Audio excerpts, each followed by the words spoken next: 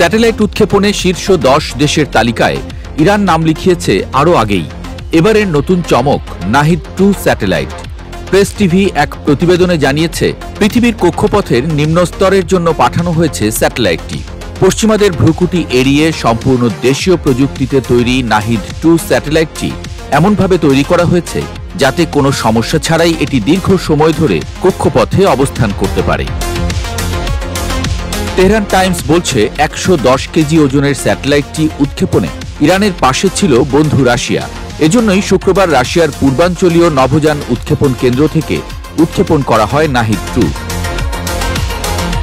বিশ্লেষকদের মতে নাহিদ-2 শুধু একটি উপগ্রহ নয়, এটি ইরানের একটি কৌশলগত মহাকাশ কর্মসূচির অন্যতম প্রধান স্তম্ভ। এই প্রকল্পের মাধ্যমে তেহরান একদিকে যেমন নিজেদের টেলিযোগাযোগ প্রযুক্তি উন্নত করছে, অন্যদিকে মহাকাশে সাবসিস্টেম পরীক্ষা এবং প্রযুক্তিগত সক্ষমতা যাচাইয়ের একটি সক্রিয় প্ল্যাটফর্মও তৈরি করছে। তাদের ভাষায় নাহিদ-2 হচ্ছে একটি স্যাটেলাইট সাবসিস্টেম টেস্ট প্ল্যাটফর্ম, যার মাধ্যমে ভবিষ্যতের আরও উন্নত, বৃহৎ এবং নিজস্ব যোগাযোগ উপগ্রহ নির্মাণের মূল ভিত্তি গড়ে তোলা হবে।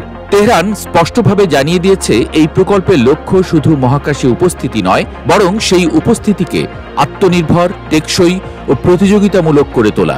সোজা কথায় নাহিদ-2 হল সেই পরীক্ষাগার যেখান থেকে বেরিয়ে আসবে ইরানের মহাকাশ ভবিষ্যৎ।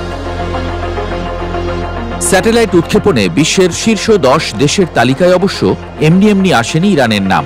ইরানের মহাকাশ শিল্পের বিশেষজ্ঞ ও বিজ্ঞানীদের গত এক বছরে সাফল্য ছিল চোখে পড়ার মতো। মহাকাশ প্রযুক্তি ক্ষেত্রে বিভিন্ন দেশের সঙ্গে ইরানের সহযোগিতাও বেড়েছে। 2023-24 ফার্সি বছরে মোট 7টি স্যাটেলাইট উৎক্ষেপণ করে খামেনির দেশ। এর আগে 2022 সালেও কাউসার নামে একটি ইরানের উপগ্রহ উৎক্ষেপণ করেছিল রাশিয়া। চাবাহার এলাকায় ইরানের সর্ববৃহৎ মহাকাশ কেন্দ্র নির্মাণের কাজ শুরু হয়েছে। শহীদ সোলাইমানি স্যাটেলাইট সিস্টেমের নির্মাণ কাজও পুরোদমে এগিয়ে চলেছে। 2024 সালের সেপ্টেম্বরে আরেকটি ইতিহাস গড়ে ইরান। মহাকাশে স্থাপন করা হয় তাদের নিজস্ব ইমেজিং স্যাটেলাইট নূর-3। কাসেদ নামের সামরিক গ্রেড রকেট ব্যবহার করে এই স্যাটেলাইট উৎক্ষেপণ করা হয় পৃথিবীর 450 কিলোমিটার উচ্চতায়, যেখান থেকে এটি প্রতিদিন চালিয়ে যাচ্ছে নজরদারি ও পরিমাপক মিশন।